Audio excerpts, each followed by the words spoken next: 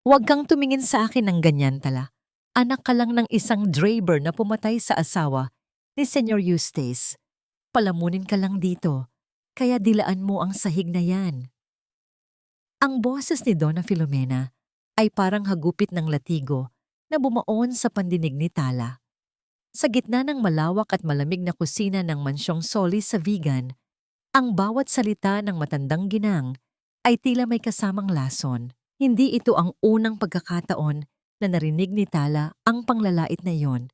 Ngunit sa bawat pagbigkas, tila lalong lumalalim ang sugat sa kanyang puso. Dahan-dahang ibinaba ni Tala ang kanyang tingin sa sahig na gawa sa makinis na semento. Doon, nakakalat ang mainit pang lugaw na kanina lamang ay pinagpuyatan niyang lutuin. Ginamit niya ang huling barya sa kanyang bulsa para lamang mabilhan ng kaunting malagkit at luya ang dalawang bata, sila Kan at Mayari, na 3 araw nang pinapakain lamang ni Donna Filomena ng tuyong tinapay at tubig. Ang usok mula sa natapon na pagkain ay marahang humahalo sa amoy ng lumang kahoy at alikabok ng mansyon, isang mulas na paalala ng kanyang nasayang na paghihirap.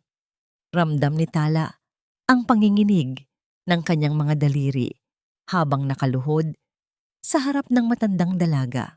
Ang kanyang mga tuhod ay nagsisimulang mamanhid sa lamig ng sahig, ngunit mas matindi ang hapdi sa kanyang dibdib. Sa gilid ng kanyang paningin, nakita niya si Lakan, ang batang lalaking 7 taong gulang na hindi na muling nakapagsalita simula nang mamatay ang kanyang ina. Nakatayo ang bata sa madilim na sulok. Ang maliit na katawan ay nanginginig sa takot.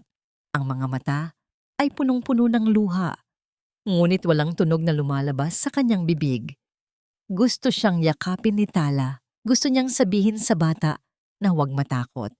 Ngunit ang bawat kilos niya ay binabantayan ng mapanuring mga mata ni Donna Filomena, na ngayon ay nakatayo sa kanyang harap habang hawak ang isang mamahaling paypay na gawa sa telang seda.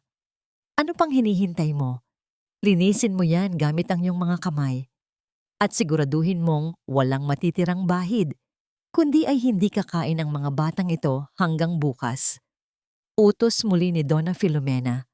Ang kanyang tinig ay puno ng sarkasmo at katusuhan. Sa pagkakataong yun, bumukas ang malaking pintuan ng kusina.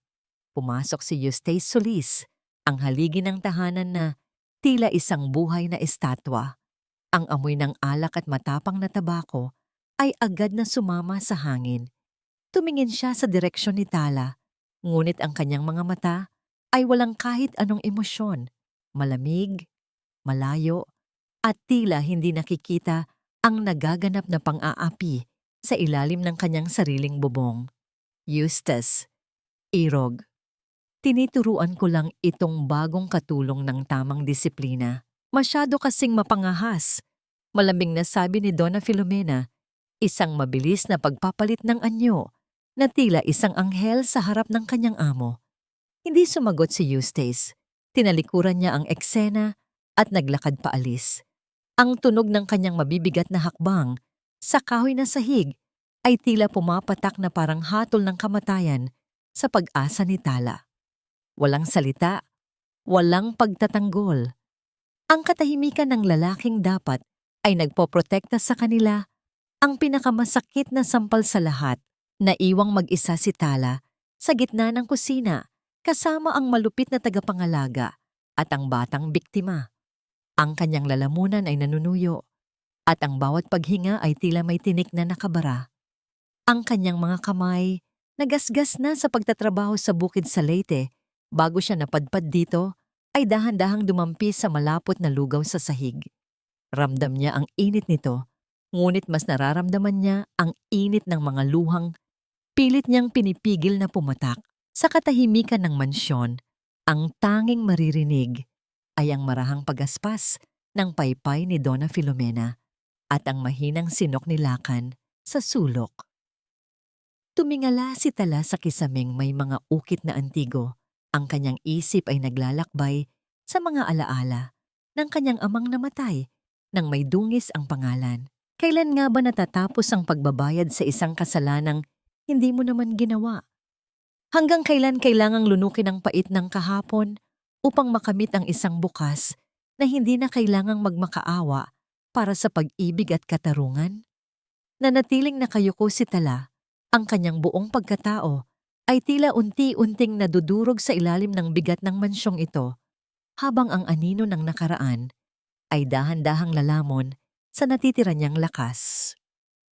Ang batang matigas ang ulo, Tala, ay kailangang matutong sumunod sa pamamagitan ng dilim at gutom. Iyan ang tanging wika na naiintindihan ng mga anak ng isang babaeng nagtaksil sa pamilyang ito. Ang boses ni Donna Filomena ay parang bulong ng isang ahas sa gitna ng hating gabi. Habang ang buong mansyon ay nababalot ng nakabibinging katahimikan, si Tala ay nakatayo sa labas ng isang maliit na pinto sa dulo ng pasilyo. Ang pintong iyon ay walang bintana, gawa sa makapal na kahoy na tila nagkukulong ng lahat ng hininga sa loob. Alam ni Tala na naroon si Lakan, mag-isa sa dilim, pinarurusahan dahil lamang sa hindi nito naisuot ng maayos ang kanyang sapatos kaninang hapon. Dahan-dahang inilabas ni Tala mula sa bulsa ng kanyang apron ang isang maliit na piraso ng tinapay na itinago niya mula sa kanyang sariling hapunan. Ang tinapay ay malamig na. Ngunit para kay Tala, ito ang tanging armas na hawak niya laban sa kalupitan ng matandang babae. Ang kanyang puso ay tumitibok ng mabilis, tila isang tambol na nagbababala sa bawat panganib. Bawat kuskos ng kanyang tsinelas sa lumang sahig ay tila isang malakas na sigaw sa kanyang pandinig, kaya pinili niyang maglakad ng nakayapak. Ang lamig ng semento ay gumagapang sa kanyang mga binti, ngunit mas iniisip niya ang init ng takot na nararamdaman ng bata sa loob. Nang marating niya ang pinto, dahan-dahan niyang ipinasok ang tinapay sa maliit na puwang sa ilalim nito. Narinig niya ang mahinang kaluskos mula sa kabilang panig, isang senyales na gising pa ang bata, naghihintay sa aninong magliligtas sa kanya mula sa gutom. "Lakan, ako ito, si Tala. Kumain ka muna." Bulong niya, ang kanyang tinig ay halos hindi marinig. Parang hanging dumaan sa siwang ng pinto. Walang sagot na boses, kundi isang marahang pagdampi ng maliliit na daliri sa kabilang panig ng kahoy. Ang ugnayang iyon, bagaman limitado ng isang makapal na harang, ay tila isang kuryenteng nagpadaloy ng lungkot at pag-asa sa buong katawan ni Tala. Kinabukasan, ang umaga ay hindi nagdala ng liwanag, kundi mas matinding pasakit. Sa hapagkainan, habang nagtitimpla si Tala ng kape para kay Eustace, napansin niya ang matalas na tingin ni Donna Filomena. Ang matanda ay nakaupo ng tuwid.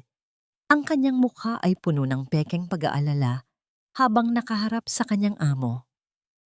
"Eustace, Irog, napansin ko lang na tila nagiging masyadong malapit itong si Tala sa mga bata. Baka kung ano ang ituro niya sa kanila. Alam mo naman ang pinanggalingan ng pamilya niyan. Baka nakawan tayo o saktan ng mga anak mo kapag hindi tayo nakatingin." Paninira ni Donna Filomena habang dahan-dahang hinahalo ang kanyang tsaa. Tumingin si Eustace kay Tala. Ang kanyang mga mata ay mapula dahil sa puyat at alak. Walang imik ang lalaki, ngunit ang bawat paghigop niya ng kape ay tila isang paghatol sa pagkatao ni Tala. Ramdam ni Tala ang panginginig ng kanyang mga kamay habang inilalagay ang asukal. Gusto niyang sumigaw. Gusto niyang sabihin na ang matandang babaeng katabi niya ang tunay na magnanakaw.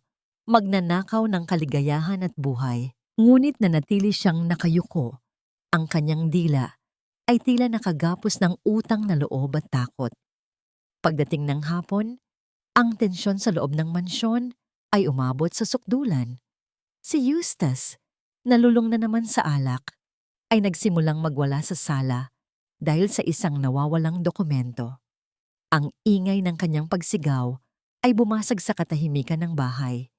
Si Lakan, sa kanyang pagkataranta, ay aksidenteng nakatabig ng isang mamahaling florera. Ang tunog ng nababasag na seramika ay tila isang pagsabog na nagpatahimik sa lahat. Bata ka. Wala ka nang ginawang tama. Sigaw ni Eustace, ang kanyang mukha ay namumula sa galit. Itinaas niya ang kanyang kamay na may hawak na bote ng alak, handang ihagis ito sa direksyon ng nanginginig na bata. Walang pag-aalinlangan, tumakbo si Tala at niyakap si Lakan, ginamit ang kanyang sariling likod bilang kalasag. Ang bote ay hindi tumama sa bata, kundi tumama sa gilid ng mesa at nabasag. Ang isang matulis na piraso ng bubog ay tumalsik at humiwa sa braso ni Tala. Walang tunog ng pag-aray ang lumabas sa bibig ni Tala. Ang dugo ay dahan-dahang dumaloy mula sa sugat, pumatak sa puting sahig na tila mga talulot ng rosas na nalalanta. Ang hapdi ay nanunuot sa kanyang balat, ngunit mas matindi ang hapdi nang makita niya ang takot sa mga mata ni Lakan. Napatigil si Eustace. Ang amoy ng alak ay humalo sa amoy ng sariwang dugo. Tiningnan niya ang kanyang mga kamay, pagkatapos ay ang sugat ni Tala at ang batang nakakapit sa laylayan ng damit ng katulong. Sa isang sandali, tila may kung anong liwanag ng pagsisisi ang dumaan sa kanyang mga mata, ngunit agad itong pinalitan ng kadiliman. Lumayas kayo sa harap ko. Dalhin mo yang bata sa kwarto niya. Bulyaw ni Eustace bago muling tumalikod at tunggain ang natitirang alak sa kanyang baso. Inakay ni Tala si Lakan paalis. Ang bawat hakbang niya ay may kasamang sakit. Nang makarating sila sa kusina, kumuha siya ng isang lumang tela para balutin ang kanyang braso. Hindi niya pinansin ang sariling sugat. Sa halip, tiningnan niya si Lakan at pinunasan ang mga luha nito. Huwag kang mag-alala, Lakan. Hindi ka niya masasaktan hanggat nandito ako. Mahinang pangako ni Tala.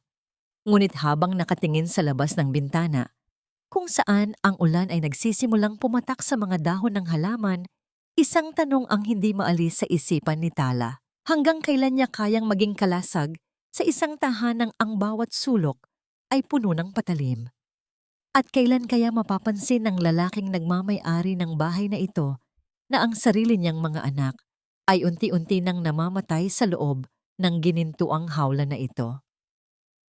Patay na ang driver, Paulo. Ang kaisa-isang saksi sa gabing iyon ay ang batang hindi naman makapagsalita. Wala na tayong dapat ikatakot sa multo ng nakaraan. Ang tinig ni Donna Filomena ay parang isang malamig na hangin na dumaan sa siwang ng pinto ng silidaklatan. Sa labas ng pinto, sa madilim na pasilyo, napatigil si Tala habang hawak ang isang planggana ng mainit na tubig para sa kanyang sugat.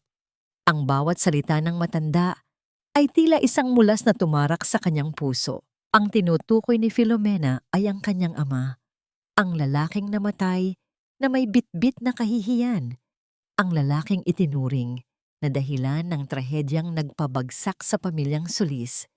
Siguraduhin mo lang, Filomena, dahil kapag nalaman ni Eustace na hindi aksidente ang nangyari, pareho tayong mabubulok sa bilangguan.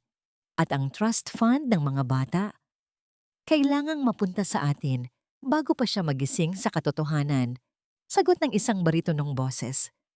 Kilala ni Tala ang boses na yon, si Attorney Paulo, ang tapat na abogado kunwari ni Eustace. Ngunit ngayon ay tila isang katuwang sa krimen. Dahan-dahang lumayo si Tala. Ang bawat hakbang niya ay tila paglalakad sa ibabaw ng mga bubog.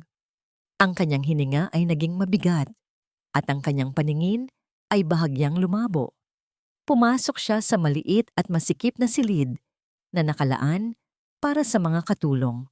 Ang mismong silid kung saan nanuluyan ang kanyang ama, maraming taon na ang nakalilipas. Ang amoy ng amag at lumang papel ay sumalubong sa kanya.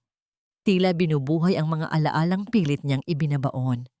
Habang hinihimas ang kanyang sugat na braso, na kanina lamang ay binalot ng lumang tela, napatingin si Tala sa ilalim ng kanyang papag. May kung anong udyok sa kanyang loob na tila tumatawag sa kanya. Lumuhod siya sa malamig na sahig at kinapa ang madilim na bahagi sa ilalim tswakama. Doon, sa pagitan ng mga sahig na kahoy na medyo maluwag na, may naramdaman siyang matigas at malamig na bagay. Isang lumang kahon na bakal. Ang ibabaw nito ay balot ng makapal na alikabok at kalawang. Ngunit para kay Tala, ito ay tila isang kayamanang naghihintay na mabuksan. Sa panginginig ko kanyang mga daliri, dahan-dahang niyang pinihit ang kalawanging kandado. Hindi ito madaling bumukas. Kailangang gamitan ko puwersa hanggang sa marinig ang isang mahinang tunog kwa pagkalas ko bakal. Sa loob kwa kahon, nakita niya ang isang kupas na litrato nila kwa kanyang ama. Isang rosaryong gawa sa kahoy at isang tila ulat o dokumento na may mantsak walangis at dugo. Binuklat ni Tala ang papel. Ito ay isang pagsusuri sa preno kwa sasakyang minaneho kwa kanyang ama. Sa gabing iyon, ang kanyang puso ay tila tumigil sa pagtibok nang mabasa ang sulat kamay kwa kanyang ama sa gilid kwa papel. Hindi ito sira dahil sa kalumaan. Pinutol ito. May gustong pumatay sa amin. Ang bawat titik ay tila isang sigaw mula sa hukay. Ang sakit na naramdaman ni Tala kanina sa kanyang braso ay wala na kumpara sa hapdi kwa katotohanan ito. Ang kanyang ama ay hindi nagpabaya. Ang kanyang ama ay biktima rin. Isang malaking kasinungalingan ang binuo ni Donna Filomena upang pagtakpan ang kanyang sariling madilim na balak. Napahigpit ang hawak ni Tala sa papel hanggang sa malukot ito. Ang kanyang mga mata, na dati ay puno ko lungkot, ay unti-unting napuno ko isang matinding determinasyon. Ngunit sa gitna ko kanyang pagninilay, pumukas ang pinto sa kanyang likuran. Doon ay nakatayo si Eustace Solis. Ang amoy ko alak ay humalo. Sa malansang amoy ko dugo sa kanyang braso, isang kombinasyon na tila nagpapasikip sa maliit na silid. Dahan-dahang tumayo si Tala. Pilit na itinatago ang panginginig ko kanyang tuhod. Ang kanyang kanang kamay ay nananatiling nakadiin sa unan. Tila doon nakasalalay ay ang kanyang buong buhay. Hindi po ako makatulog sa hapdi ng aking sugat, senyor. Sagot ni Tala. Ang kanyang boses ay mahina, ngunit matatag. Pilit niyang sinalubong ang tingin ni Eustace. Sinusubukang basahin ang nasa likod ng mga matang tila may nakatagong bagyo ng kalungkutan. Humakbang papasok si Eustace. Ang tunog ng kanyang sapatos sa lumang kahoy na sahig ay tila bawat tibok ng kaba sa dibdib ni Tala. Hindi siya nagsalita agad.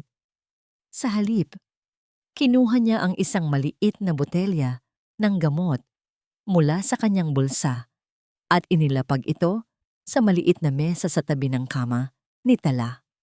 Ang pagkilos niya ay mabagal, puno ng pag-aalinlangan na tila ba ang simpleng pagtulong ay isang kasalanang hindi niya dapat gawin.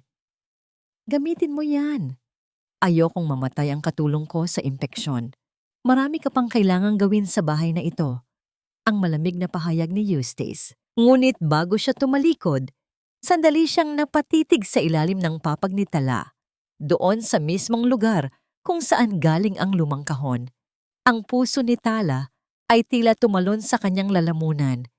Ngunit bago pa man makapagsalita ang lalaki, isang matalas na tinig ang bumasag sa tensyon mula sa labas ng pinto. Donna Filomena was standing at the doorway, her silhouette framed by the dim yellow light of the hallway lamp. Eustace, Irog, bakit ka naririto sa silid ng mga katulong sa ganitong oras?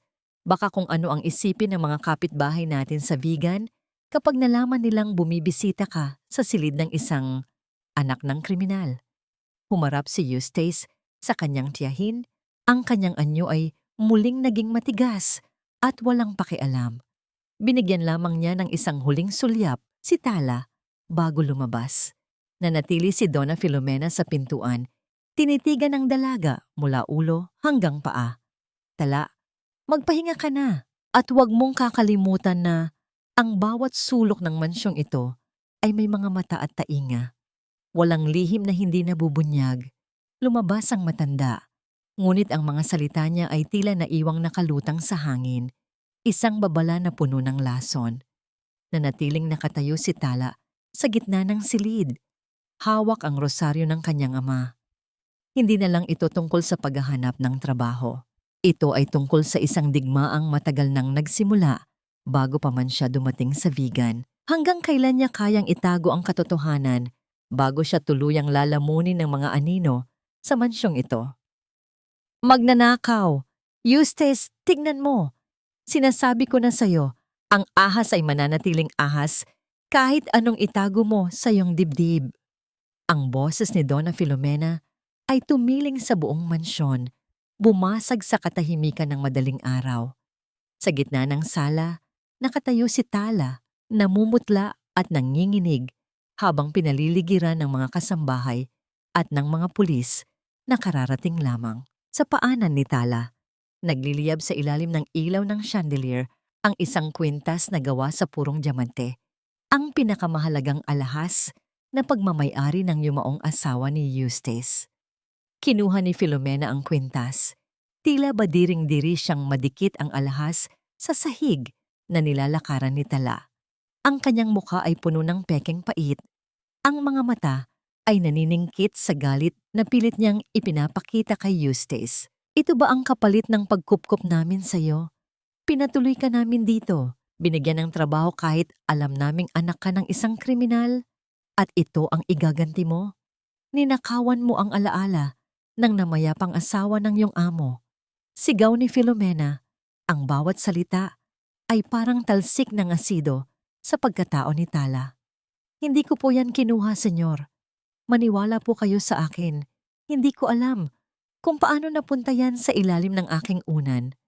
Ang pagsusuma mo ni Tala. Ang kanyang tinig ay nanginginig. Ang kanyang mga mata ay nagsisimulang mapuno ng luha.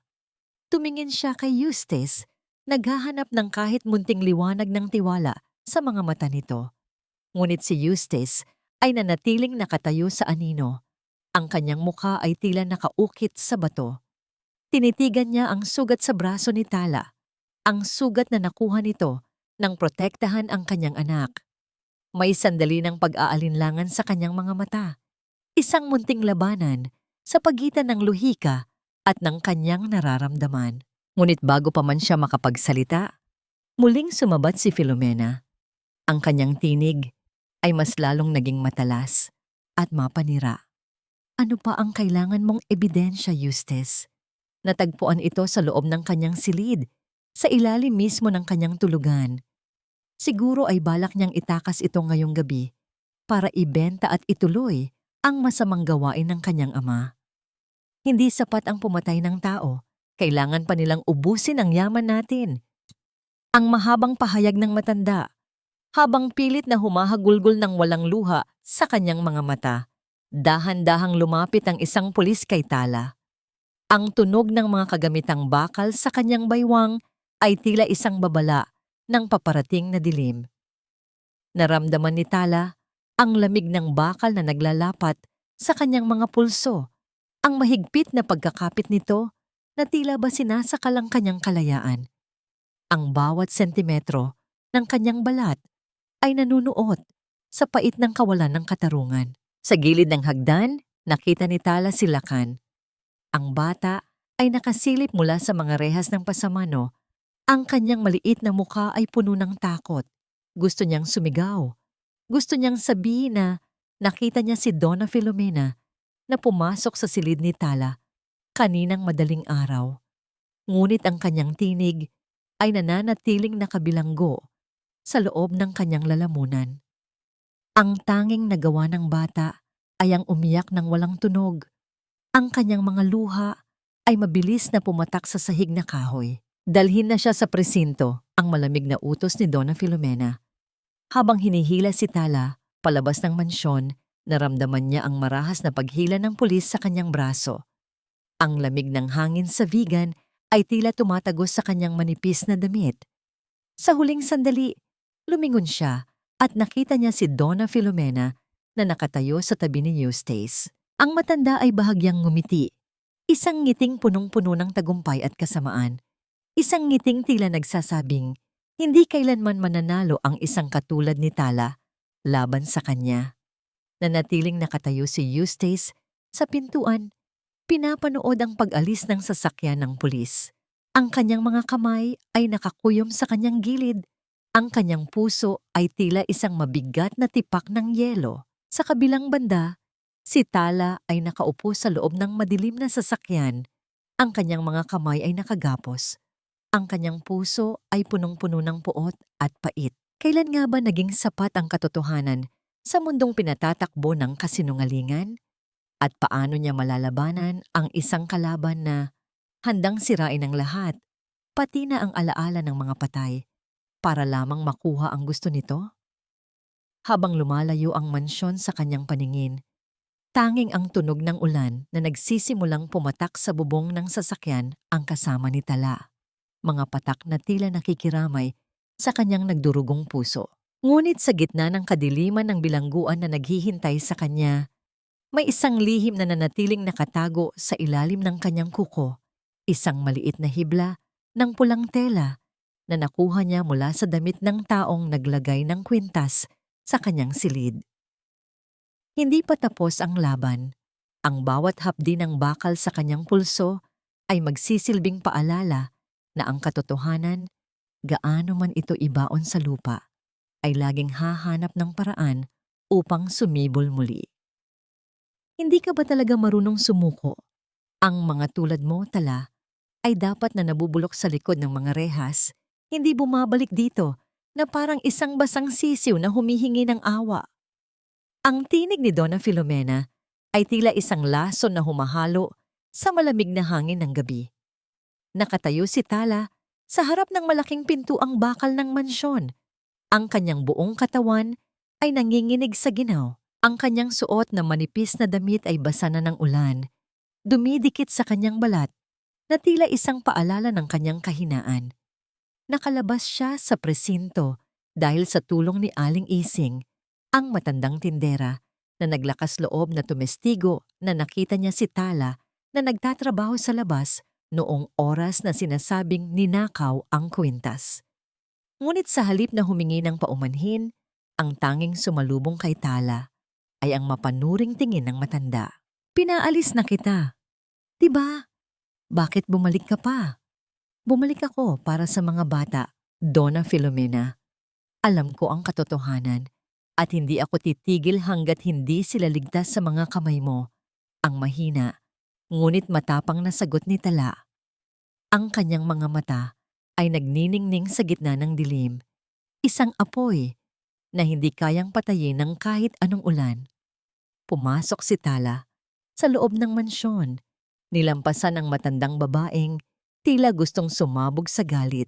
Ngunit sa pagpasok niya sa sala, isang kakaibang katahimikan ang sumalubong sa kanya. Walang anino ni Eustace sa paligid.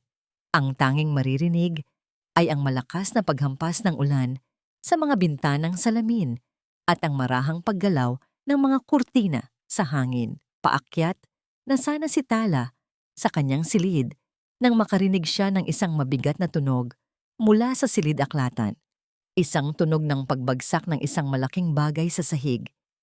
Tumakbo siya patungo doon at dahan-dahang itinulak ang pinto. Doon, sa gitna ng madilim na silid, nakita niya si Eustace Solis.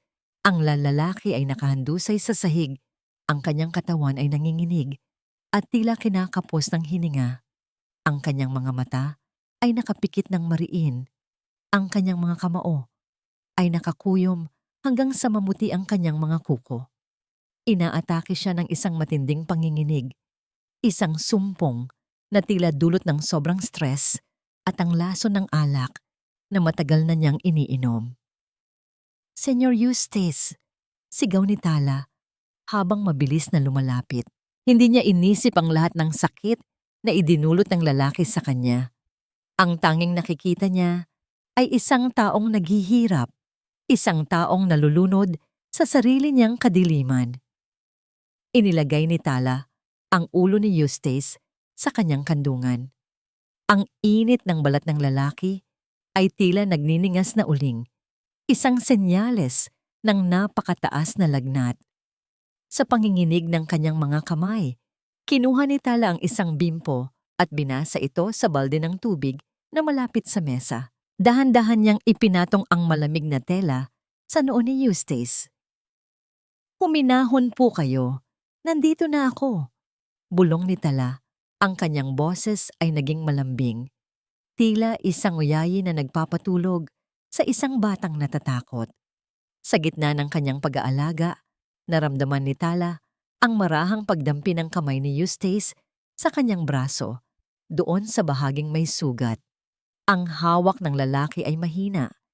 Tila naghahanap ng isang bagay na makakapitan sa gitna ng unos. Ang bawat paghinga ni Eustace ay tila isang pakikipaglaban, at bawat haplos ni Tala sa kanyang buhok ay tila isang panalangin. Sa pagkakataong yon, tumigil ang panginginig ng katawan ni Eustace. Ang kanyang mga mata ay dahan-dahang bumukas, ngunit ang kanyang paningin ay nananatiling malabo. Tumingala siya at nakita ang mukha ni Tala na natatanglawan ng isang maliit na kandila. Sa kanyang paningin, ang dalaga ay tila isang anino ng kanyang nakaraan, isang mukhang puno ng pagmamahal na matagal na niyang kinalimutan. Maria, ang mahinang tawag ni Eustace, ang pangalan ng kanyang yumaong asawa. Ang kanyang boses ay puno ng pait at pangungulila. Bakit mo ako iniwan? Nanatiling tahimik si Tala. Hindi niya itinuwid ang pagkakamali ng lalaki. Hinayaan niyang maging kanlungan ang kanyang kandungan para sa isang pusong sawi. Ang amoy ng ulan sa labas ay humahalo sa amoy ng eucalyptus na inilalagay ni Tala sa dibdib ni Eustace para lumuwag ang kanyang paghinga. Ang bawat tibok ng puso ni Tala ay tila sumasabay sa mabagal na paghinga ng lalaki. Sa kabila ng lahat ng galit at puot, naramdaman ni Tala ang isang munting kislap ng awa sa kanyang loob. Ang lalaking ito, na tila isang higante sa kapangyarihan, ay isa lamang palang durog na kaluluwa na naghahanap ng kapatawaran. Matulog na po kayo. Hindi na kayo mag-iisa. Muling bulong ni Tala habang marahang hinahaplos ang pisngi ni Eustace. Ngunit sa dilim ng pasilyo, sa labas ng pintuan, nakatayo si Donna Filomena. Ang kanyang mga mata ay nanlilisik habang pinapanood ang tagpong yon. Ang bawat haplos ni Tala ay tila isang saksak sa kanyang plano. Alam ng matanda na kapag tuluyang nagising ang damdamin ni Eustace para sa dalagang ito, ang lahat ng kanyang pinaghirapan ay mawawala na parang bula. Dahan-dahang isinara ni Filomena ang pinto. Ang kanyang isip ay mabilis na bumubuo ng isang bago at mas malupit na hakbang. Hindi mo siya makukuha sa akin, Tala. Kung kailangang dumanak muli ang dugo sa mansyong ito para mapigilan ka, gagawin ko. Sa loob ng silid, dahan-dahang ipinikit ni Eustace ang kanyang mga mata. Ang kanyang kamay ay nananatiling nakahawak sa damit ni Tala. Ang katahimikan ng gabi ay nabasag lamang ng isang malakas na kulog sa malayo. Isang babala na ang tunay na unos ay hindi pa tapos. Nagsisimula pa lamang ito. Sa bahay na ito, Tala, ang mga patay ay hindi nananatiling nakalibing. Minsan, sila ay bumubulong sa atin sa pamamagitan ng mga sulok na ayaw nating buksan. Ang mga salitang ito ni Aling Ising ay nagpaulit-ulit sa isipan ni Tala habang dahan-dahan niyang tinatahak ang madilim na pasilyo patungo sa dulo ng kanang bahagi ng mansyon. Alam niyang mahimbing na ang tulog ni Eustace dahil sa iniinom nitong gamot, at si Donna Filomena naman ay lumabas kasama si Attorney Paulo para sa isang importanteng pagpupulong. Ito na ang pagkakataong hinihintay ni Tala upang hanapin ang katotohanang matagal nang itinatago ng mga dingding na ito. Narating niya ang pinto ng silid na laging nakakandado, ang silid ni Maria, ang yumaong asawa ni Eustace. Dahan-dahan niyang ipinasok ang susi na nakuha niya mula sa bulsa ni Filomena habang tulog ito kaninang hapon. Ang paggalaw ng mga bisagra ng pinto ay lumikha ng isang mahaba at matinis na tunog sa katahimikan ng gabi. Tila isang daing ng kaluluwang matagal nang nakakulong sa loob. Sinalubong si Tala ng amoy ng luma at tuyong bulaklak ng rosas, humahalo sa amoy ng alikabok at gamot sa gamo-gamo. Ang bawat kagamitan sa loob ay nananatili sa dating kinalalagyan nito. Tila ba tumigil ang oras sa silid na ito Nung araw na pumanaw si Maria, ang mga puting kurtina ay kumakaway sa hangin na tila mga aninong nagnanais magkwento. Lumapit si Tala sa isang maliit na aparador na gawa sa nara. Sa itaas nito ay may isang nakabaligtad na litrato. Nang itama niya ito, nakita niya ang isang masayang pamilya. Si Eustace, si Maria, at ang dalawang bata, noong sanggol pa lamang ang mga ito. Ang bawat ngiti sa litrato ay tila isang malupit na biro, kumpara sa kalungkutan ng mansyon sa kasalukuyan. Sa ilalim ng isang tumpok ng mga luma at kupas na damit, naramdaman ni Tala ang isang matigas na bagay. Isang maliit na aklat na may balat na lila, natatakpan ng makapal na alikabok. Ito ang talaarawan ni Maria. Sa panginginig ng kanyang mga daliri, binuklat ni Tala ang unang pahina. Ang bawat salita ay tila isang tinik na bumabaon sa kanyang puso. Hindi ko na alam kung sino ang dapat kong pagkatiwalaan. Ang basa ni Tala sa isang bahagi ng sulat. Si Filomena, tila ba unti-unti niyang kinukuha ang lahat sa akin. Ang aking mga anak, ang aking asawa, at ngayon, pati ang aking kalusugan. Sinasabi niyang ang mga bitamina na ibinibigay niya ay para sa aking ikabubuti, ngunit bakit tila, lalo lamang akong nanghihina. Habang nagpapatuloy sa pagbabasa, natuklasan ni Tala ang mas madilim na katotohanan. Isinulat ni Maria ang kanyang takot sa labis na pagkahumaling ni Filomena kay Eustace. Nakita ko siyang nakatayo sa labas ng aming silid habang natutulog kami. Ang tingin niya ay puno ng puot. Natatakot ako para sa buhay ng aking mga anak. Kung may mangyari man sa akin, sana ay may dumating na taong magliligtas sa kanila mula sa bitag ng matandang ito. Naramdaman ni Tala ang pagtayo ng kanyang mga balahibo. Ang bawat pahina ay puno ng pagdurusa at hinala. Ang pinakahuling pahina ay may petsang isang araw bago ang aksidente. Nakasulat doon sa malaking titik. Alam ko na ang ginagawa niya sa sasakyan. Kailangan kong sabihin kay Eustace bago pa maging huli ang lahat. Ngunit hindi na nagkaroon ng pagkakataon si Maria. Ang pagsisiwalat na yon ay tila naging hatol ng kamatayan para sa kanya at para sa ama ni Tala. Biglang napatigil si Tala nang makarinig siya ng isang marahang paghakbang sa pasilyo. Ang tunog ng mga sapatos ay tila papalapit sa kanyang kinalalagyan. Mabilis niyang isinara ang talaarawan at itinago ito sa loob ng kanyang damit. Pinilit niyang pakalmahin ang kanyang paghinga, ngunit ang bawat tibok ng kanyang puso ay tila isang malakas na tunog na bumasag sa katahimikan. Bumukas ang pinto ng tuluyan. Sa pagitan ng dilim at ng liwanag mula sa pasilyo, nakatayo si Donna Filomena. Hawak niya ang isang kandila, at ang apoy nito ay sumasalamin sa kanyang mga matang puno ng kabaliwan at puot. Ang kanyang anino ay tila isang malaking halimaw na bumabalot sa buong silid. Anong ginagawa mo rito, Tala? Ang boses ni Filomena ay malalim at tila galing sa ilalim ng lupa.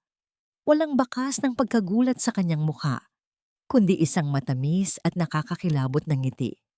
Sinasabi ko na sa'yo, ang mga lihim sa bahay na ito ay hindi dapat binubungkal. Dahil minsan, ang katotohanan ay mas nakamamatay kaysa sa kasinungalingan. Lumapit si Filomena. Ang bawat hakbang niya ay tila isang paglapit ng kamatayan. Ibigay mo sa akin ang anumang kinuha mo sa silid na ito kung ayaw mong matulad sa babaeng dati nang nagmamay-ari nito. Nanatiling nakatayo si Tala. Ang kanyang kamay ay nakahawak sa nakatagong talaarawan. Ang bawat bahagi ng kanyang katawan ay nagnanais na tumakbo, ngunit ang kanyang puso ay naguutos na lumaban. Ang hangin sa loob ng silid ay tila lalong naging malamig, at ang amoy ng luma at tuyong rosas ay tila naging amoy ng isang sariwang libingan.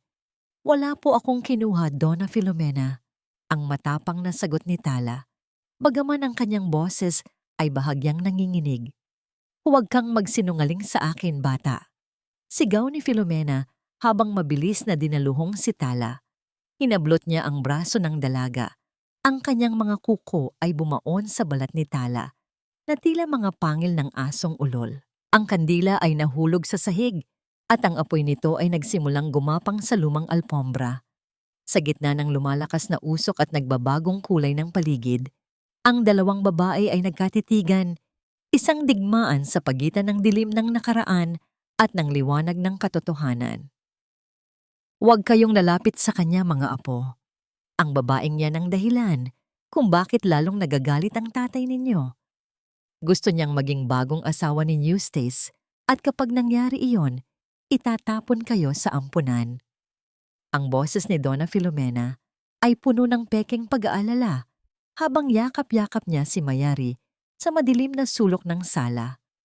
Pagkatapos ng nangyaring gulo sa silid ni Maria, hindi huminto ang matanda. Sa halip na matakot, dahil sa pagkakadiskubre ni Tala sa talaarawan, ginamit niya ang kanyang pinakamabisang sandata. Ang panlilinlang, ang bawat salitang binitawan niya ay parang lason na dahan-dahang pumapasok sa isipan ng batang si Mayari, na sa murang edad ay uhaw sa pagmamahal at takot na maiwan. Nakatayo si Tala sa dulo ng pasilyo, hawak ang isang maliit na manika na gawa sa lumang tela na itinahi niya para kay Mayari. Narinig niya ang bawat kasinungalingan, bawat paninira na ibinabato sa kanya. Ang kanyang puso ay tila pinipiga sa sakit. Ang mga batang itinuturing na niyang sarili, ang mga batang binuwis niya ang buhay para protektahan, ay unti-unti nang nilalayo sa kanya ng taong dapat sana ay nag-aalaga sa kanila. Mayari, hindi totoo ang sinasabi ni Lola Filomena. Mahinang tawag ni Tala habang dahan-dahang lumalapit. Inilahad niya ang manika, ang kanyang mga mata ay nagsusumamo. Dinalhan kita ng laruan. Gawa ito sa pagmamahal. Ngunit sa halip na tanggapin, tinapik ni Mayari ang kamay ni Tala. Ang manika ay nahulog sa sahig. Ang mga mata nitong butones ay tila nakatingin ng malungkot sa kawalan. Ang mukha ng bata ay puno ng pagduda at takot, isang ekspresyong hindi dapat makita sa isang musmos. Sabi ni Lola, "Mamamatay tao ka raw. Katulad ka ng tatay mo. Gusto mo kaming saktan." Sigaw ni Mayari, ang kanyang boses ay nanginginig. Sa galit na itinanim ni Filomena, naramdaman ni Tala ang panunuyo ng kanyang lalamunan. Tumingin siya kay Filomena, na ngayon ay nakatayo sa likod ng bata na may mapanuyang namangiti. Ang matanda ay tila isang dalubhasang manunugtog na pinatutugtog ang emosyon ng mga bata ayon sa kanyang kagustuhan. Tingnan mo, Tala, kahit ang mga bata ay alam ang baho ng iyong pagkatao. Huwag mong pilitin ang sarili mo sa pamilyang hindi ka kailangan. Wika ni Filomena, ang bawat salita ay may kasamang tawa na tila galing sa impyerno. Sa gitna ng tensyon, lumitaw si Eustace sa itaas ng hagdan. Ang kanyang anyo ay pahod.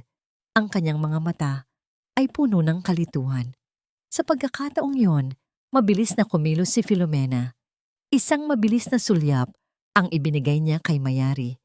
Isang hudyat na tila napag-usapan na nila noon pa man.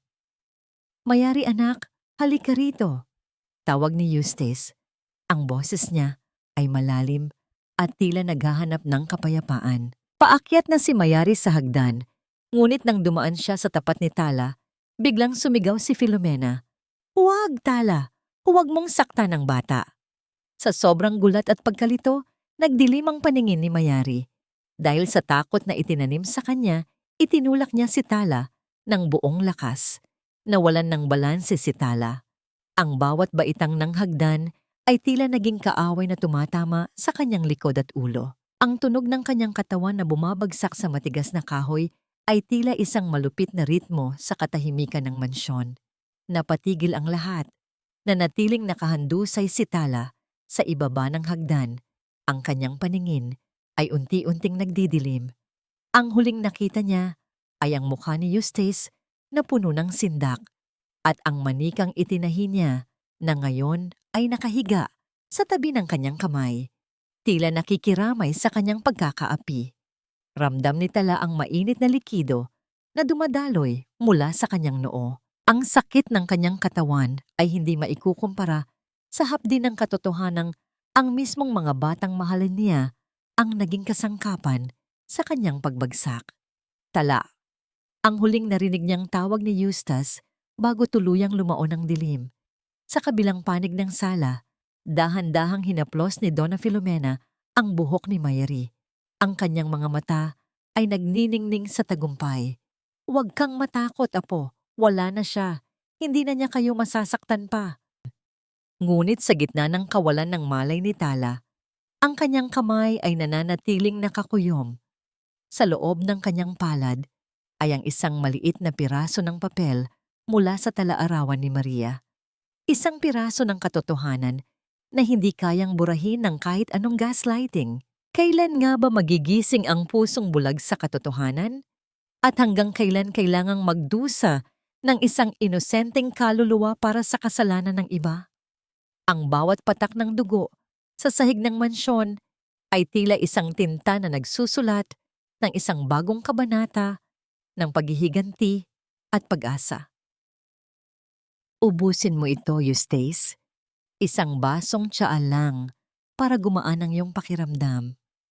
Masyado ka nang pinahihirapan ng mga gulo sa bahay na ito, lalo na ng babaeng yan. Ang boses ni Donna Filomena ay malambing. Tila isang ina na nag-aalaga sa kanyang may sakit na anak. Sa loob ng silid-kainan, ang usok mula sa mainit na tsaa ay marahang pumapaikot sa hangin, nagdadala ng isang kakaibang amoy. Matamis, ngunit may kaunting pait, na tila amoy ng tuyong damo at kalawang. Nakaupo si Eustace sa dulo ng mahabang mesa. Ang kanyang mga balikat ay nakalaylay at ang kanyang mukha ay tila mas lalong tumanda sa loob ng ilang araw. Nakatayo si Tala sa pintuan. Ang kanyang noo ay may benda pa mula sa pagkahulog sa hagdan. Ang bawat tibok ng kanyang sugat ay tila isang babala. Nakita niya kung paano dahan-dahang inilapag ni Filomena ang tasa sa harap ni Eustace. Ang panginginig ng mga kamay ng matanda ay hindi dahil sa takot, kundi dahil sa pananabik na makitang tuluyang mawala ng lakas ang lalaking nagmamay-ari ng lahat. "Senyor Eustace, huwag niyo pong inumin yan." Ang mahinang babala ni Tala. Humakbang siya papasok. Ang kanyang mga tuhod ay nanginginig pa sa panghihina. May kakaiba sa amoy ng tsaang iyan. Nakita ko si Donna Filomena na may inihahalong pulbos kanina sa kusina. Napatigil si Eustace. Ang kanyang kamay ay nakahawak na sa hawakan ng tasa. Tumingin siya kay Tala. Ang kanyang mga mata ay puno ng pagod at kalituhan.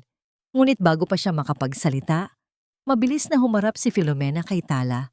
Ang kanyang mukha ay biglang naging mapula sa galit. "Lapastangan!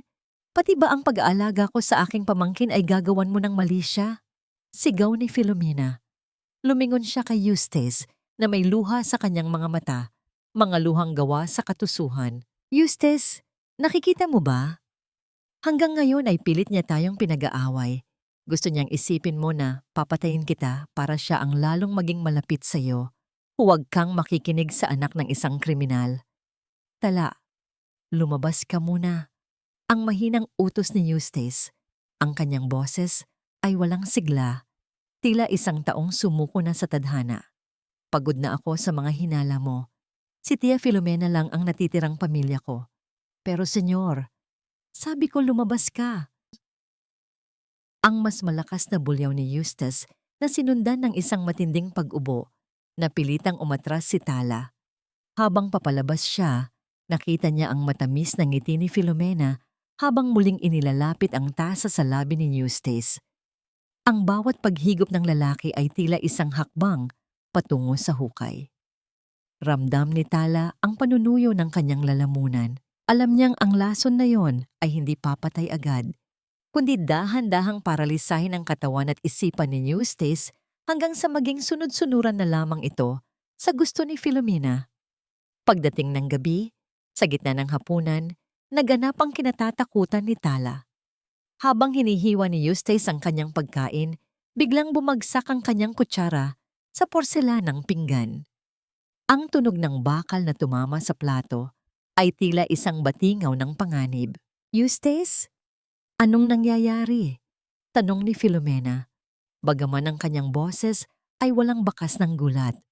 Sinubukang tumayo ni Eustace, ngunit ang kanyang mga binti ay tila naging malambot na kandila.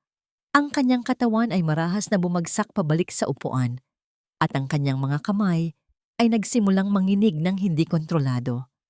Sinubukan niyang magsalita, ngunit ang tanging lumabas sa kanyang bibig ay isang mahinang ungol. Ang kanyang mga mata ay nanatiling dilat, puno ng sindak at pagtataka, habang ang kanyang buong katawan ay unti-unting naninigas.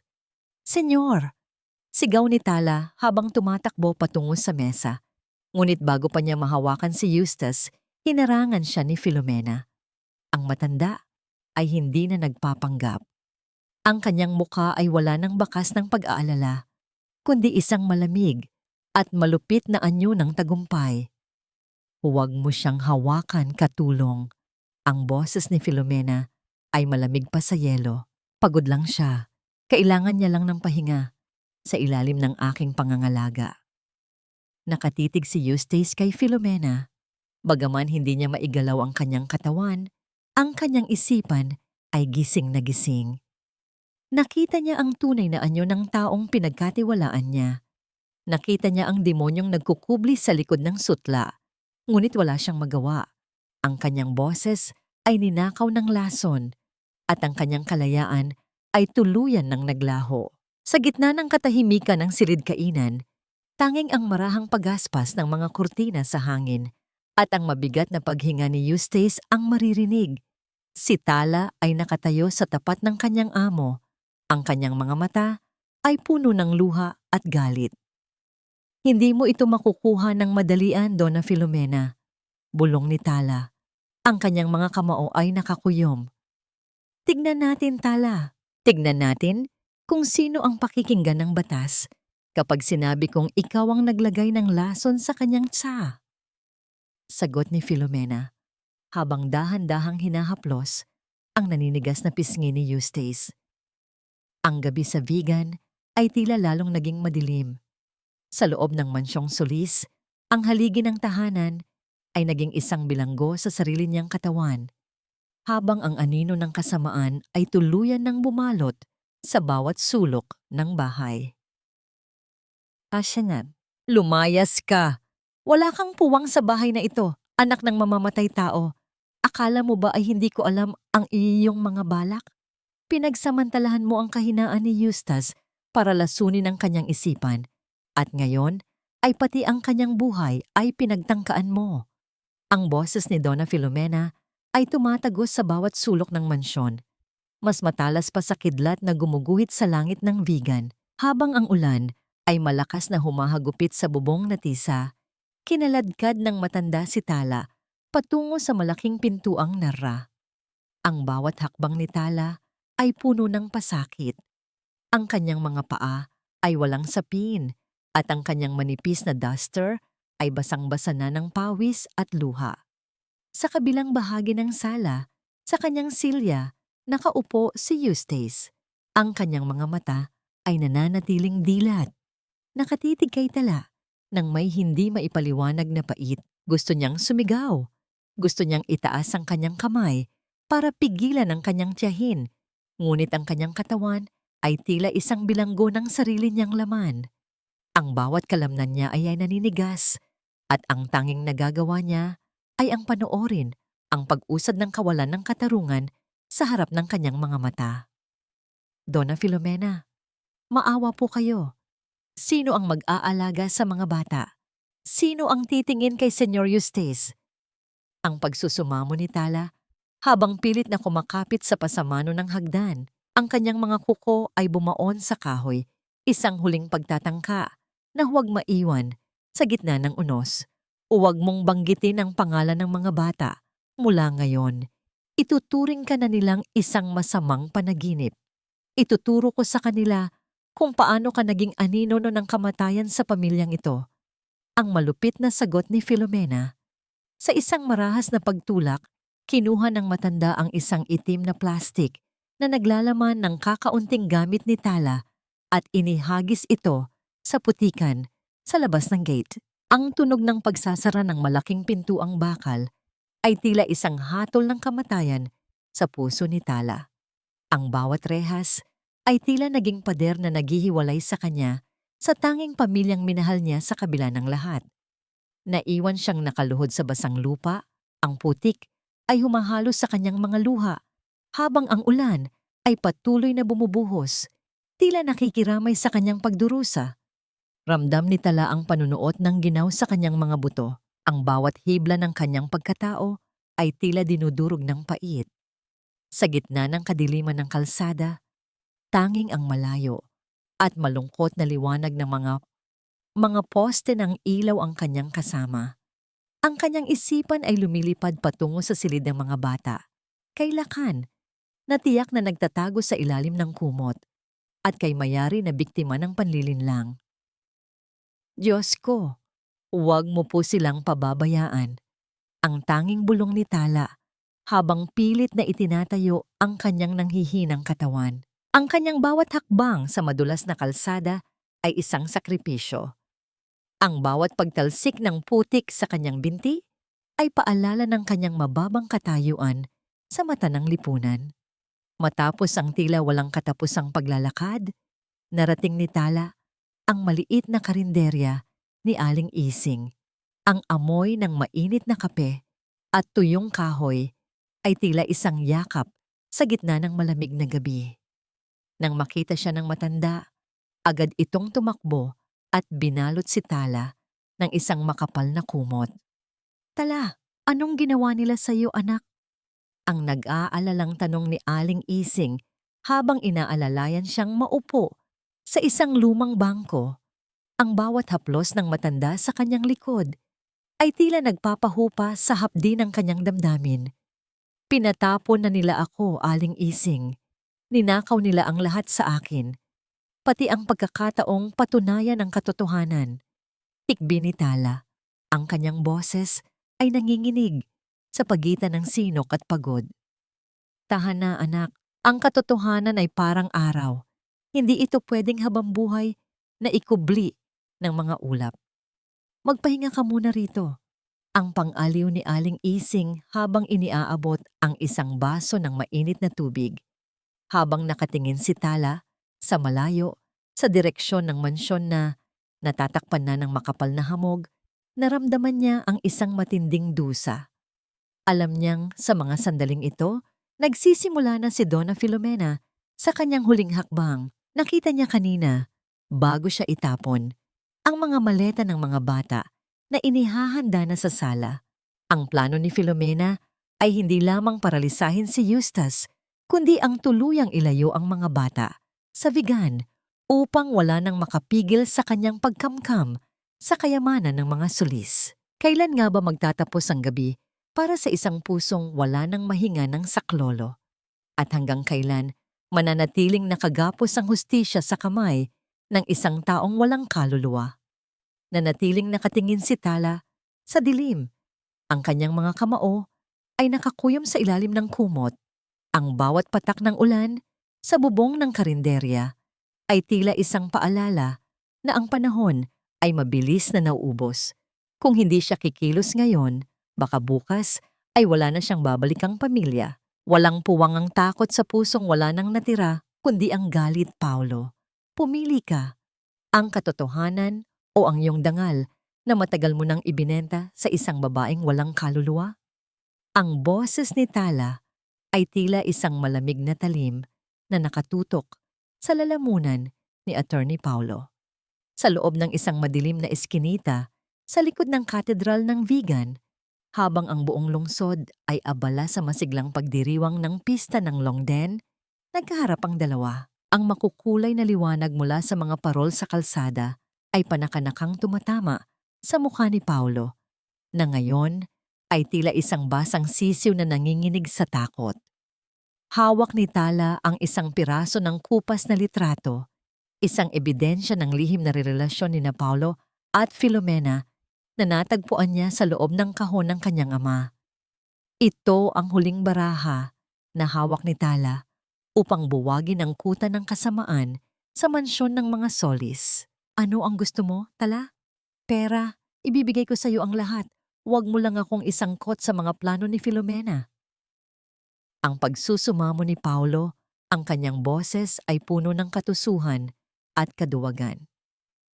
Hindi pera ang kailangan ko, kundi ang kaligtasan ng mga bata. Nasaan sila? Bakit wala sila sa kanilang mga silid? Ang mariing tanong ni Tala. Ang bawat salita ay may kasamang diin ng pagmamahal at pag-aalala. Dinala sila ni Filomena sa lumang bodega, sa likod ng mansyon, doon sa dulo ng hardin. Balak niyang itakas sila mamayang madaling araw patungong Maynila, habang ang lahat ay natutulog dahil sa pagod mula sa pista. Ang mabilis na pag-amin ni Paulo. Tila ba ang bawat salita ay isang pabigat na gusto na niyang itapon. Hindi na nag-aksaya ng panahon si Tala. Tinalikuran niya ang abogado at mabilis na tinahak ang daan patungo sa mansyon.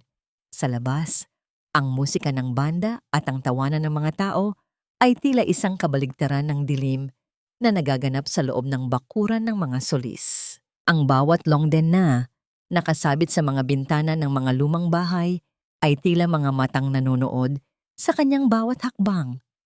Narating ni Tala ang gate ng mansyon. Gamit ang kanyang kaalaman sa bawat siwang ng bahay, lumingid siya sa madilim na bahagi ng hardin, iniiwasan ang liwanag ng buwan na tila nagnanais na ibunyag ang kanyang kinalalagyan. Ang amoy ng mga bulaklak ng Dama de Noche ay humahalo sa amoy ng usok mula sa mga paputok sa malayo. Isang kombinasyon na nagpapasikip sa kanyang dibdib. Dahan-dahan niyang nilapitan ang lumang bodega. Ang tunog ng kanyang paghinga ay tila naging kasing lakas ng mga tambol sa labas. Narinig niya ang boses ni Donna Filomena mula sa loob. Isang boses na puno ng pagmamadali at pait. Bilisan ninyo! Ayokong may maiwang bakas. Kapag nakuha na natin ang lagda ni Eustace sa mga papeles na ito, wala nang makakapigil sa atin. Sigaw ni Filomena sa kanyang mga tauhan. Sa isang bintanang may rehas, nakita ni Tala sina Lakan at Mayari. Ang dalawang bata ay nakatali ang mga kamay at may busal ang mga bibig. Nakaupo sa ibabaw ng mga sako ng bigas. Ang mga mata ni Lakan ay punong-puno ng luha, habang si Mayari ay tila nawalan na ng malay dahil sa sobrang takot. Ramdam ni Tala ang pagsiklab ng galit sa kanyang puso. Ang bawat hibla ng kanyang pagkatao ay nagnanais na sumugod, ngunit alam niyang kailangan niya ng tamang pagkakataon. Kinuha niya ang isang matulis na bato at sinubukang sirain ang kandado ng pinto. Ngunit bago pa man siya makakilos, isang nakakasilaw na liwanag ang biglang sumiklab mula sa loob ng bodega. Ang amoy ng gas ay mabilis na kumalat sa hangin. Kasunod ang tunog ng isang bumagsak na lampara. Sa isang saglit, ang tuyong kahoy ng bodega ay nilamon ng naglalagablab na apoy. Apoy! May apoy! Sigaw ng isa sa mga tauhan ni Filomena habang mabilis na nagtatakbuhan palabas. Iniiwan ang mga bata sa loob ng nagbabagang impyerno. Lakan, Mayari, Basi, ang malakas na sigaw ni Tala na bumasag sa katahimikan ng gabi. Ang kulay kahel na liwanag ng apoy ay nagsimulang tumaas, tila isang dambuhalang halimaw na nagnanais lumamon ng lahat. Ang usok ay mabilis na pumailan lang sa langit, humahalo sa makukulay na liwanag ng mga longden sa malayo. Si Tala ay nakatayo sa harap ng nagbabagang pinto. Ang init ng apoy ay dumidikit na sa kanyang balat, ngunit ang kanyang mga paa ay hindi natitinag. Sa gitna ng lumalakas na dagundong ng apoy at ang pagbagsak ng ilang bahagi ng bubong, narinig ni Tala ang isang mahina at nanginginig na tinig mula sa loob ng bodega. Isang tinig na matagal nang hindi narinig sa loob ng maraming taon. Tala, tulong! Ang boses ni Lakan. Ang bata ay nagsisimula nang makapagsalita sa gitna ng matinding panganib. Naiwang nakatitig si Tala sa pintong unti-unti nang lalamunin ng apoy. Sa likuran niya, nakita niya si Donna Filomena na tumatakas patungo sa dilim, bitbit ang isang bag ng mga dokumento. Sa harap niya ay ang kamatayan, at sa likuran niya ay ang katarungang matagal na niyang hinahanap. Kailan nga ba naging mas mahalaga ang buhay ng iba kaysa sa sariling kaligtasan?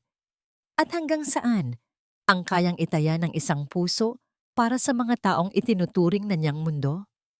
Ang gabi ng pista sa Vigan ay nabahira ng dugo at apoy, habang si Tala ay naghahanda sa kanyang huling hakbang patungo sa gitna ng nagbabagang panganib. Huwag ninyong asahang mabubuhay pa kayo sa gabing ito. Mas mabuti pang maging abo ang lahat kaysa mapunta sa inyo ang pag-aaring ako ang naghirap na magpalago. Ang sigaw ni Donna Filomena ay humalo sa tunog ng naglalagablab na apoy na tila isang huling sumpa ng isang demonyong wala nang balak umatras. Sa gitna ng nagbabagang bodega, nakatayo si Tala. Ang kanyang buong katawan ay basang-basa ng pawis at ulan, habang ang init ng liyab ay tila humahagupit sa kanyang balat. Ang bawat paghinga niya ay punong-puno ng itim na usok, nagpapasikip sa kanyang lalamunan at nagpapaluha sa kanyang mga mata. Sa isang sulok, nakita niya si Lakan at Mayari na nakagapos sa isang poste ng kahoy na unti-unti nang nilalamon ng apoy. Ang mga mata ng mga bata ay punong-puno ng sindak. Ang kanilang maliliit na katawan ay nanginginig sa takot na hindi na sila makakalabas ng buhay. Tala, Ate Tala! Ang muling pagsigaw ni Lakan, ang bawat pantig ng kanyang boses ay tila isang himala sa gitna ng trahedya. Ang bata, na dati ay pipi sa takot, ay ngayon ay sumisigaw para sa kanilang kaligtasan. Walang pag-aalinlangan, dinaluhong ni Tala ang nagbabagang pinto. Ang bawat hakbang niya sa ibabaw ng mga uling ay tila paglalakad sa impyerno, ngunit ang pagmamahal niya sa mga bata ay mas matindi pa sa init ng apoy. Ginamit niya ang kanyang basang balabal upang protektahan ang kanyang sarili, habang pilit na kinakalagan ang mga tali ni Lakan at Mayri. Ang mga buhol ay mahigpit, tila ba sinadyang huwag pakawalan, ngunit ang determinasyon ni Tala ay mas matalas pa sa kahit anong patalim. Huwag kayong bibitiw, kapit lang kayo sa akin, bulong ni Tala. Ang kanyang boses ay nanginginig, ngunit puno ng paninindigan. Habang nagaganap ang pagsagip sa loob, sa labas ng bodega, nakatayo si Donna Filomena. Hawak ang isang bag na puno ng mga dokumento at alahas. Ang kanyang mukha ay natatanglawan ng kulay kahel na liwanag ng apoy, at ang kanyang mga mata ay nagniningning sa kabaliwan. Ngunit bago pa siya makahakbang palayo, isang anino ang humarang sa kanyang daan. Si Eustace Solis. Ang lalaki ay nakatayo ng tuwid, bagaman ang kanyang mukha ay maputla at ang kanyang mga kamay ay nanginginig pa sa epekto ng lason. Ang kanyang mga mata ay hindi na kasing labo ng dati. Ngayon, ang mga ito ay pununo ng matinding galit at pagsisisi. Tiya, itigil mo na ito.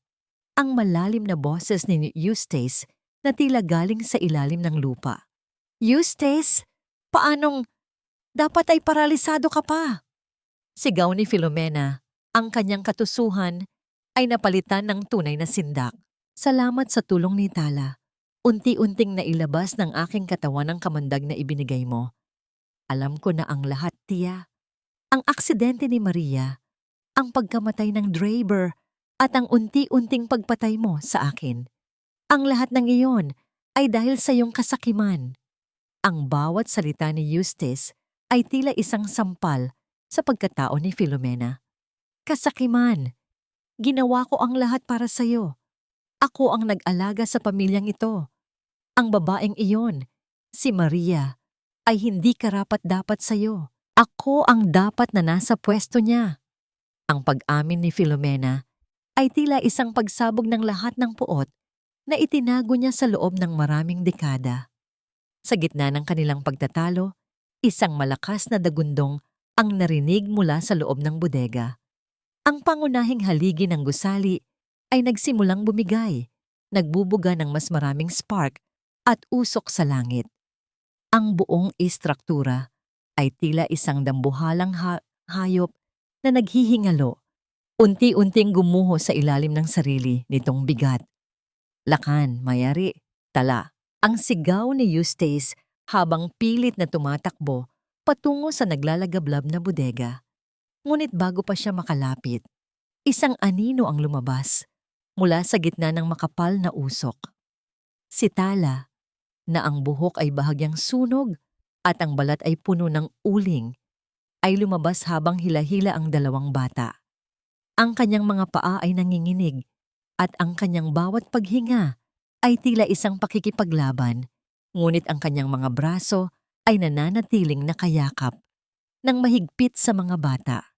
"Ligtas sila, Senyor, ligtas sila," ang mahinang sabi ni Tala bago siya tuluyang bumagsak sa damuhan, nawalan ng malay dahil sa sobrang pagod at usok. Napaiyak si Eustace habang niyayakap ang kanyang mga anak. Sa pagkakataong yon, ang tunog ng mga sirena ng pulis at bumbero ay nagsimulang marinig sa malayo, bumasag sa katahimikan ng gabi sa Vigan. Si Donna Filomena, na nakatayo sa gitna ng kalsada, ay tila isang rebulto ng pagkatalo, habang ang mga dokumentong hawak niya ay unti-unting nililipad ng hangin patungo sa apoy. Ang lahat ng kanyang kasinungalingan ay naging abo, habang ang katotohanan ay nanatiling nakatayo sa gitna ng nagbabagang panganib. Ngunit habang tinitingnan ni Eustace ang walang malay na katawan ni Tala, isang bagong takot ang bumalot sa kanyang puso. Mabubuhay pa kaya ang babaeng nagligtas sa kanyang buong mundo? O huli na ang lahat para sa isang bagong simula? "Hindi ninyo ako mapapakulong. Ako ang nagligtas sa pamilyang ito. Kung hindi dahil sa akin, matagal na kayong pulubi sa kalsada." Ang matinis at desperadong pagsigaw ni Donna Filomena ay yumanig sa malamig na pasilyo ng ospital sa Vigan. Kahit suot na niya ang bakal na posas sa kanyang mga pulso, hindi pa rin siya sumusuko. Ang kanyang buhok ay gulo-gulo. Ang kanyang mamahaling bestido ay punong-puno ng uling at putik. Ngunit ang kanyang mga mata ay nananatiling nanlilisik sa galit. Sa harap niya, nakatayo si Eustace, bit-bit ang dalawang anak na mahigpit na nakakapit sa kanyang mga binti. Sa loob ng puting silid, dahan-dahang imulat ni Tala ang kanyang mga mata. Ang amoy ng gamot at malinis na kumot ay tila isang panaginip matapos ang nagbabagang impyerno sa bodega. Ramdam niya ang bawat hapdi ng kanyang mga sugat, ang bawat kirot ng kanyang katawan. Ngunit ang lahat ng iyon ay naglaho nang maramdaman niya ang init ng isang kamay na humahawak sa kanya. "Gising ka na, Tala. Salamat sa Diyos." Ang bulong ni Eustace. Ang kanyang boses ay nanginginig, hindi dahil sa alak, kundi dahil sa matinding emosyong hindi na niya kayang itago. Ang kanyang mga mata ay puno ng luha, ang mga luhang matagal na niyang ipinagkait sa kanyang sarili simula nang mamatay ang kanyang asawa. Pumasok ang mga pulis, kasama si Donna Filomena, para sa huling pagkilala. Ang matanda ay tumigil sa tapat ng higaan ni Tala. Ang kanyang mukha ay naging vegan na maskara ng pagkamuhi. "Akala mo ba ay nanalo ka na, anak ng Draber? Wala kang ebidensya. Walang maniniwala sa isang katulong na tulad mo." Sa pagkakataong yon, isang maliit na hakbang ang narinig sa sahig. Si Lakan ay lumapit sa higaan ni Tala. Pagkatapos ay lumingon sa kanyang lola. Ang bata ay tumayo ng tuwid. Ang kanyang maliit na dibdib ay humihinga ng malalim. Sa loob ng 7 taon, ang katahimikan ang naging kanlungan ng batang ito. Ngunit sa gabing ito, ang katotohanan ay mas malakas kaysa sa takot. "Nakita ko po," ang mahina ngunit malinaw na boses ni Lakan. Napatigil ang lahat. Ang bawat tao sa silid ay tila naging estatwa. Ang tunog ng paghinga ni Donna Filomena ay naging mabilis at gulo-gulo. "Nakita ko po si Lola. May hawak na gunting sa ilalim ng sasakyan ni Mama. pagpapatuloy ni Lakan, ang bawat salita ay tila isang bala na tumatama sa dibdib ni Filomena. Sabi niya, laro lang daw yun. Sabi niya, huwag akong magsasabi kay Papa kundi ay kukunin ako ng mga multo. Pero hindi po ako natatakot ngayon. Si Ate Tala, iniligtas niya kami sa apoy. Magsisinungaling ka rin ba, Lakan? Ako ang nag-alaga sa iyo. Ang histerikong sigaw ni Filomena habang pilit na dinaluhong ang bata. Ngunit mabilis siyang nahawakan ng mga pulis. Sapat na yan, tiya, ang mariing sabi ni Eustace. Ang bawat hibla ng kanyang pagkatao ay nagnanais na sumabog sa galit, ngunit pinili niyang maging matatag para sa kanyang mga anak. Narinig mo ang anak ko. Ang katarungan ay hindi na mabubulag pa. Ang lahat ng kasinungalingan mo ay nagtapos na sa gabing ito. Habang hinihila ng mga pulis si Filomena palabas, ang tunog ng kanyang pagmumura at paghagulgol ay unti-unting humina sa pasilyo hanggang sa tanging ang katahimikan na lang ang naiwan. Isang katahimikang hindi na nakakatakot kundi puno ng kalayaan. Lumapit si Eustace sa tabi ni Tala at dahan-dahang lumuhod sa sahig. Ang kanyang mga balikat ay nayanig sa pag-iyak. Tala, patawarin mo ako. Nabulag ako ng sarili kong sakit. Pinabayaan ko ang aking mga anak at halos mapatay kita dahil sa aking hinala. Patawarin mo ako sa lahat ng utang na loob na hindi ko kailanman mababayaran. Hindi nakapagsalita si Tala. Hinayaan niya ang kanyang mga daliri na dumaan sa buhok ni Eustace. Ang bawat haplos ay tila isang pagbubura sa lahat ng pait ng nakaraan. Tiningnan niya ang kanyang mga kamay. Ang mga kamay na nagligtas sa mga bata. Ang mga kamay na naglinis sa pangalan ng kanyang ama. Ang mahalaga ay ligtas na ang lahat, Senyor. Ang mahinang sagot ni Tala. Ang sugat ng nakaraan ay dahan-dahan nating gagamutin. Lumapit din si Mayari at yumakap sa braso ni Tala. Ang bata ay umiiyak, humihingi ng tawad sa lahat ng maling akala na itinanim ni Filomena sa kanyang isipan. Sa loob ng silid na yon, sa gitna ng amoy ng gamot at ang liwanag ng bukang liwayway na nagsisimulang sumilip sa bintana, isang pamilya ang muling nabuo, hindi sa pamamagitan ng dugo, kundi sa pamamagitan ng sakripisyo at katotohanan. Ang pangalan ng ama ni Tala ay muling naging malinis at ang mansyong Solis ay hindi na muling tatawaging bahay na bakal. Sapagkat sa wakas, ang mga pader nito ay hindi na nagtatago ng mga lihim, kundi nagpapalaganap ng mga tinig ng pagmamahal. Kailan nga ba natatapos ang isang biyahe ng paghihirap? Siguro ay hindi ito natatapos sa paglimot, kundi sa pagtanggap na ang bawat sugat ay bahagi ng isang mas malaking kwento ng pag-asa. Isang taon na ang lumipas simula nang lamunin ng apoy ang puot at kasinungalingan sa mansyon ng mga Solis. Ngayong gabi, ang lungsod ng Vigan ay muling nababalot ng makukulay na liwanag mula sa libu-libong longden na nakasabit sa bawat bintana ng mga lumang bahay na bato. Ang amoy ng sariwang empanada at bagong luto na tsokolate ay humahalo sa samyo ng mga bulaklak ng ilang-ilang sa hardin, isang halimuyak na nagdadala ng kapayapaan sa bawat sulok ng tahanan. Nakatayo si Tala sa balkonahe, suot ang isang simpleng puting bestido na tila nagniningning sa ilalim ng liwanag ng buwan. Wala na ang apron ng pagiging katulong. Ang kanyang mga kamay, na dati ay puno ng gasgas at uling, ay malinis na at tila nakahanap na ng kanilang tunay na pahinga.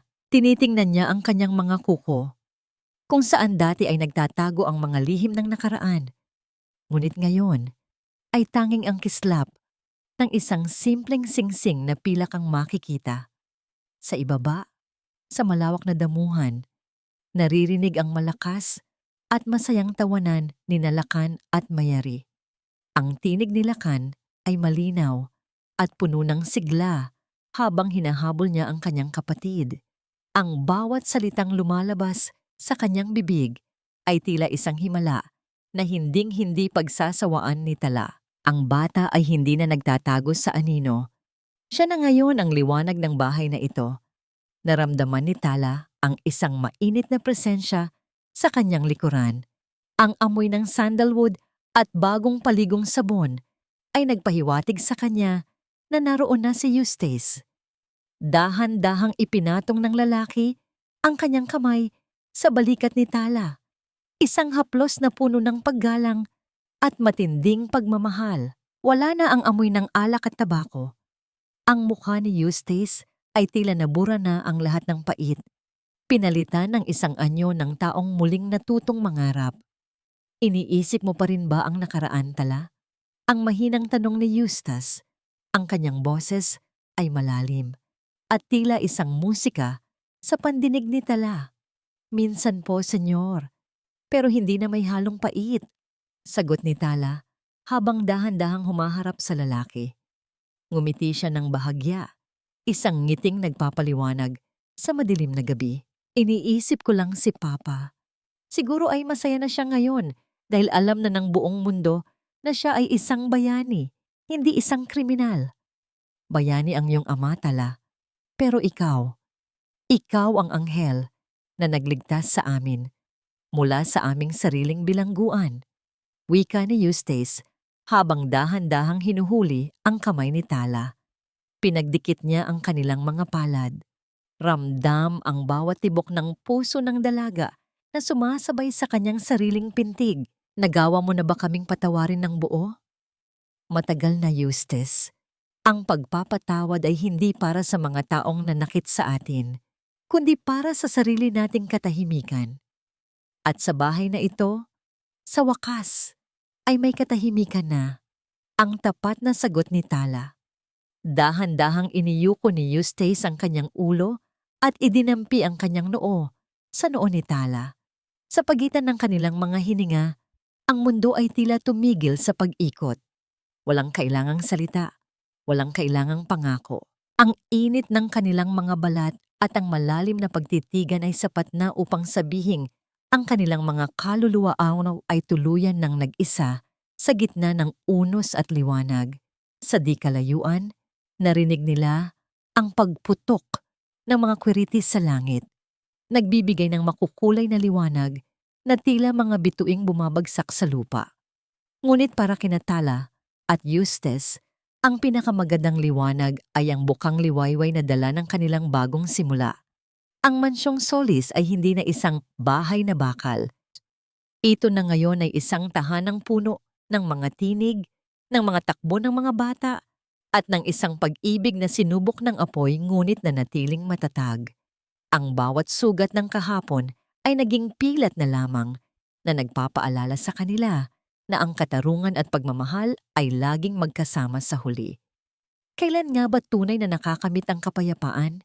Ito ay sa sandaling matutuhan nating bitawan ang mga kadena ng puot at yakapin ang katotohanan ng may bukas na puso. Ang kwento ni Tala ay hindi lamang tungkol sa paghihiganti, kundi tungkol sa paghahanap ng pamilya sa gitna ng kawalan at sa pagtuklas na ang pinakamalakas na kapangyarihan sa mundo ay ang isang pusong marunong magpatawad. Habang unti-unting lumulubog ang gabi at nagsisimulang sumilip ang unang sinag ng araw sa Vigan, nanatiling nakayakap si Tala kay Eustace. Pinapanood ang kanilang mga anak. Sa wakas, ang bawat hininga ay malaya na at ang bawat tibok ng puso ay puno na ng pag-asa. At sa huling pagkakataon, ang katahimikan ng mansyon ay hindi na muling magiging tanda ng lungkot, kundi ng kapayapaang nahanap sa gitna ng bawat unos na dumaan. Maraming salamat sa inyong pagtitiyaga at pakikinig mula sa unang pahina hanggang sa huling hininga ng kwentong ito. Habang isinusulat ko ang bawat salita ng ang pagtibok ng bakal na bahay, tila ba kasama ko kayong humihinga, umiiyak, at nananalangin para sa kaligtasan ni Tala at ng mga bata. Ang pinakamahirap na bahagi para sa akin bilang manunulat ay ang sandaling itinapon si Tala sa gitna ng ulan at putik. Dahil sa totoong buhay, marami sa atin ang nakakaranas ng ganoong klaseng kawalan ng katarungan at pag-iisa. Ang inspirasyon ng kwentong ito ay nagmula sa mga tunay na anino ng ating lipunan, mga taong mababa ang katayuan ngunit may higit na matayog na dangal at malasakit. Sana ay naging munting mitya ng liwanag ang kwentong ito sa inyong mga puso, tulad ng isang maliit na kandila sa gitna ng isang madilim na silid. Ang pag-asa ay parang isang binhi na gaano man ibaon sa ilalim ng lupa, ay laging hahanap ng paraan upang sumibol patungo sa sikat ng araw. Ang pagpapatawad ay hindi tanda ng kahinaan, kundi ang pinakamataas na anyo ng katapangan na maaari nating ipakita sa mundong puno ng puot. Bago tayo tuluyang magpaalam sa mga solis at kaitala, nais kong iwanan sa inyo ang isang katanungan na hanggang ngayon ay naglalaro sa aking isipan. Kung kayo ang nasa kalagayan ni Eustace, sapat na ba ang pagsisisi para burahin ang lahat ng sakit na idinulot ng inyong pagkabulag sa katotohanan? At sa inyong palagay, karapat-dapat ba si Donna Filomena sa isang pagkakataon para magbago? O ang kanyang naging wakas ay ang tanging katarungang nararapat sa kanya? Nais kong marinig ang inyong mga saloobin at damdamin tungkol sa kwentong ito. Kung ang paglalakbay nating ito ay nag-iwan ng bakas sa inyong mga puso, huwag po sana ninyong kalimutang mag-iwan ng komento, pindutin ang like, at ibahagi ang video na ito sa inyong mga mahal sa buhay. Ang inyong suporta ang nagbibigay sa akin ng lakas upang patuloy na humabi ng mga kwentong magbibigay ng inspirasyon at pag-asa. Hanggang sa muli nating pagkikita sa susunod na kabanata ng buhay at pag-ibig. Maraming salamat at nawa ay laging manatiling maliwanag ang inyong bukang liwayway. Pagpalain kayo ng may kapal.